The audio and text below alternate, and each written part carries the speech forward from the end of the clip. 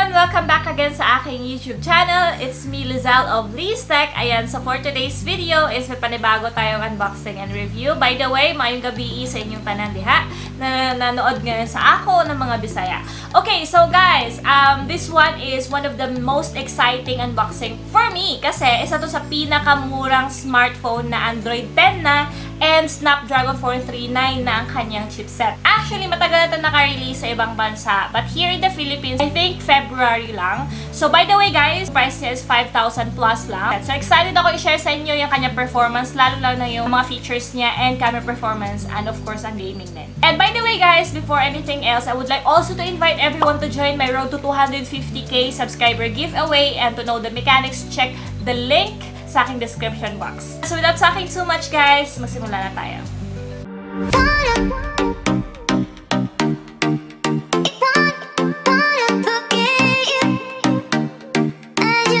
So ayan, i-unbox na natin siya. By the way, yung style niya is same with the A10s. If you guys remember, napa-drawer lang din. Ito yung box niya, and nakita niyo dito agad yung image ng smartphone. So may clue na tayo na meron din siyang notch design, and ayan. So buksan na natin siya guys. Ayan, so as we open, as we take this off, eto na, nandito na siya. So makita natin ang kanyang mini box. Ayan, sa kanyang mini box naman, as we take this off, tingnan natin kung ano yung laman niya. So sa mini box niya guys, may nakalagay na Samsung na logo. Ayan. Eto, sa loob nito guys, is nandito lang naman yung mga papers like warranty card and ang kanyang quick guide. So wala namang ibang laman to. So as we take this off, andito na nga yung unit guys. Makita natin yung Samsung Galaxy A01 cover. And so makita mo sa cover niya, may nakalagay na Infinity V display na daw siya. May dual camera and octa-core processor. Okay, so iset aside muna natin to. By the way, yung pinili kong color is black. Pero actually, meron siyang red at meron siyang blue. So, masaya sana kung red yung nabili, no? Pero wala kasi silang available, guys. Yan, sa loob ng box naman niya, guys, makikita mong nandito yung kanyang wall adapter. So, normal wall adapter lang din. Kung ano yung common wall adapter ng Samsung is ganun pa rin. And ang kanyang USB cable. So, by the way, micro USB pa siya, guys. So, hindi siya USB Type-C. Good thing about Samsung products, guys, is meron talaga silang free earbud. And by the way, nakalagay na rin dito sa kanyang box yung kanyang pinajector. So, tingnan na natin guys ang unit itself. So, andito na nga siya, no? So, excited ako. Pinaka-simple lang talaga yung design ng Samsung A01. And, makita mong maliit lang siya guys. So, ayan, tagalin na natin yung cover niya. Ayan na guys. So, as we take off the cover, so, sa likod niya guys, as in plain lang talaga siya na black na may pagka-matte yung design niya. So, matte black. Hindi siya ganun katulad ng iba na may light refraction, may pag-glossy. So, ito naman sa kanya is simple lang talaga. And ayan, sa likod niya, makikita mong wala siyang fingerprint, scanner. And dito makita mo yung brand ng Samsung. And meron siyang dual camera at nakatuck-in din ang LED. And nasa likod din ang kanyang speaker, guys. Ayan. So, sa kanyang gilid naman sa right side, makikita mo yung power button and surprisingly, nandito din ang kanyang SIM card tray. So, hindi siya common para sa akin. Diba? Usually, nagsasama yan si power button and volume rocker. So, kay Samsung A01 is nandito yung kanyang SIM card tray. Ayan. So, pagdating naman sa tray niya, guys, pwede mong lagyan ng 2 nano SIM and slot for the micro SD card. So, good naman yung tray niya sa right side. And sa left side, okay, nandito na naka-place yung kanilang volume rockers. Ayan. So, sa upper is, andito yung 3.5mm jack nila, audio jack. And sa lower part is micro USB port. And nagkatabi sila sa microphone. So, mako-comment ko sa design niya guys, very simple lang So, kung simpleng tao ka lang din, is masasuggest ko to sa inyo. Plastic siya guys, plastic yung likod, yung frame niya is plastic din. And yung harap niya is glass. So, ayan na, i-open na natin ang unit guys para makita na natin ang kanyang display. Ayan, so as we open the unit, ayan. So, maganda rin naman pala ang kanyang display guys. So, okay na din sa akin, in fairness. Ilang phone na rin nahawakan ko ng mga gandang display. And so far, ito is sumahabol naman siya sa display. Ang ganda niya. Na-amaze ako kasi medyo may pagkalutang naman din yung display niya. And okay lang din yung icons niya. Hindi nga lang ganun ka-HD talaga, pero okay na rin. Maganda rin naman yung icons niya. So, ayan, meron nga siyang Infinity V display. Ayan, makita niyo naka-place yung camera niya dito. And, meron siyang chin. So, makikita mong may chin pa siya. And, hindi talaga ganun nipis yung bezels. Makapal-kapal yung bezels niya, guys. But yung display niya is maganda kasi vivid and yun, vibrant. So, ayun, ipapakita ko sa inyo yung mga features niya, guys, para magka-idea kayo. So, yung mga features niya dito is, ayan, may dark mode lang, flashlight, blue light filter, mobile hotspot. So, very common. Ayun nga lang, wala siyang split screen, screen recording, wala din siyang mirror share. Yun yung mga lock features niya na nakikita natin commonly sa ibang smartphones. So, other than that is okay naman. Yung screen niya, guys, is hindi din kalakihan. Actually, this one, meron na siyang 5.7 inches screen display. And yung resolution niya, guys, is 720 by 1520 din. So, hindi din ganun kalhanip yung resolution niya lalo na kapag nanonood ka ng YouTube. Yung nakagandahan sa kanya, guys, is yun na nga, Android 10 na siya and Snapdragon 439 yung kanyang chipset. And alam naman natin ng Snapdragon, guys, is subok na yon. Meron siyang 3,000 mAh battery. At pagdating sa kanyang RAM at ROM, guys, ito, meron tong 2GB RAM lang and 16GB internal storage. So anyway, kung meron ka namang mga extra micro SD na malaki-laki yung memory card, so pwede na yung lagyan dito para madagdagan naman yung storage niya.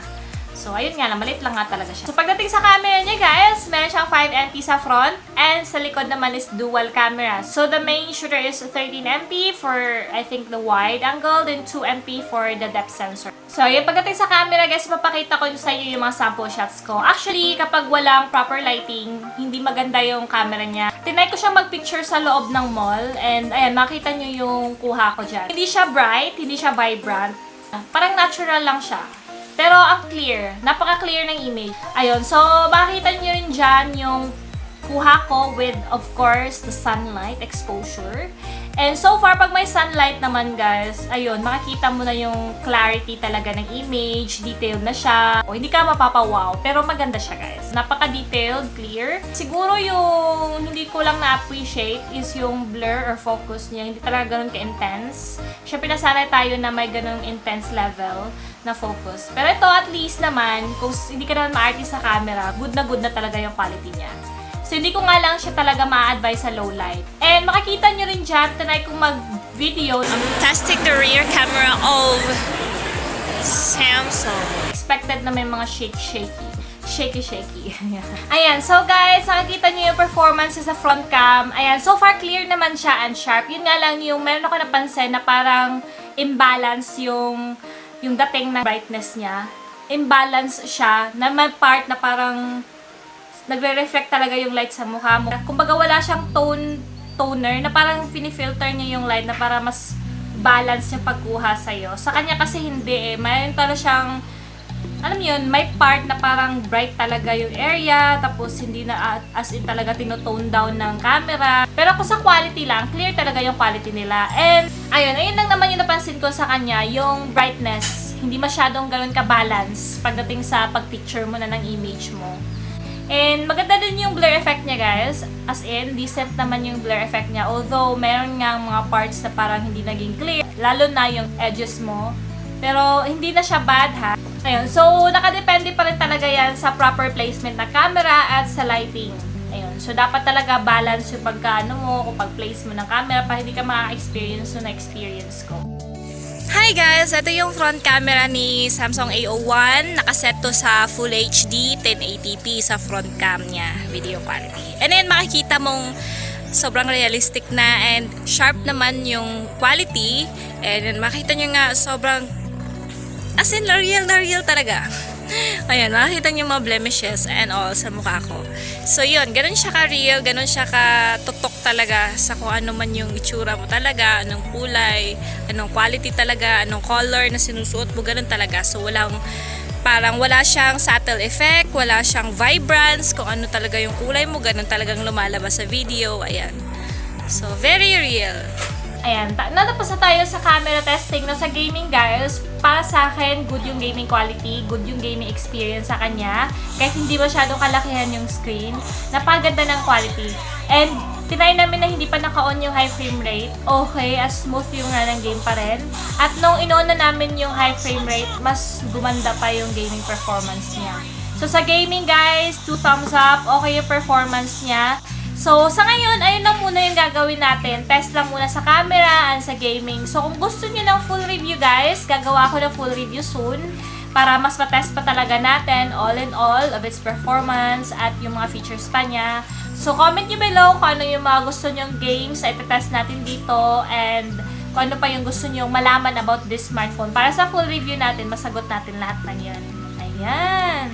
So, yun lang guys. Ang masasabi ko sa kanya, sa halaga niyang 5,490, worth it naman siya for me kasi nga, Snapdragon 439 and Android 10. Yung hindi ko lang nagustuhan sa kanya, first is 2GB RAM siya and 16GB internal.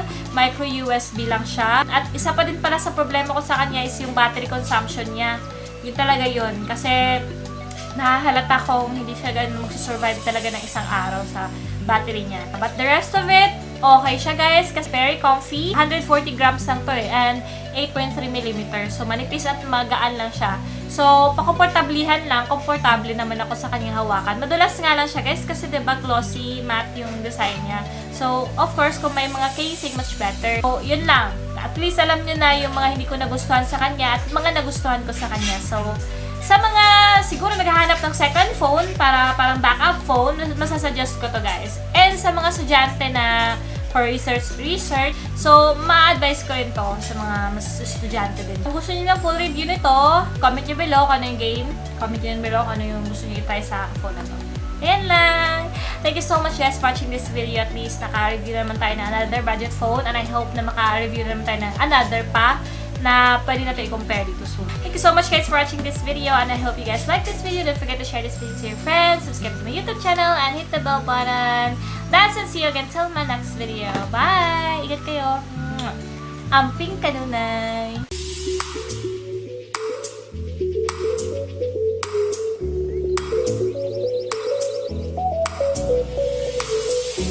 Thank you.